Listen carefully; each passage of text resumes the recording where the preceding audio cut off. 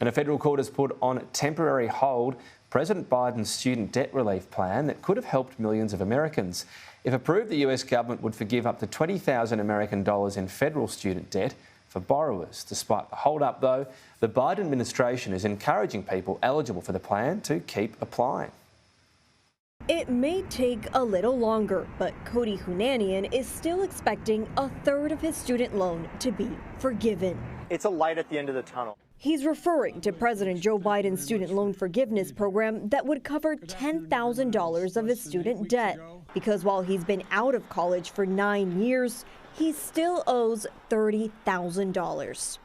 I recently married. Me and my wife are going to be thinking about purchasing a home. So it's all of a sudden kind of right in front of me again because I'm thinking about the kind of debt I have and I need to finance my future and get a home. But while the administration was expected to start granting loan discharges as early as Sunday, a federal appeals court put a temporary administrative hold on the program, a move being argued in and out of the courtroom.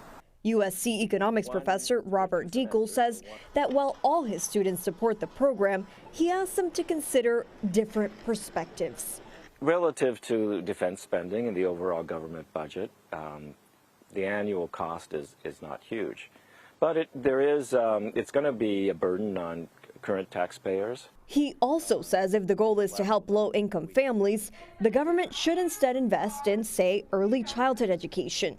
As an economist, Diekel says he thinks short-term loan forgiveness will only make inflation worse. But as a professor, he believes long-term this will make the U.S. more competitive.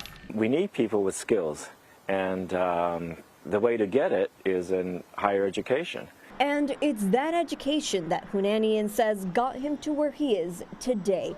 Now the executive director of the Student Debt Crisis Center, a nonprofit focused on ending the student debt crisis. For me, the only way to open the door was to take on student loan debt, even though it's created really unnecessary challenges and we've had to be stressed and all of that. But my future is brighter nonetheless.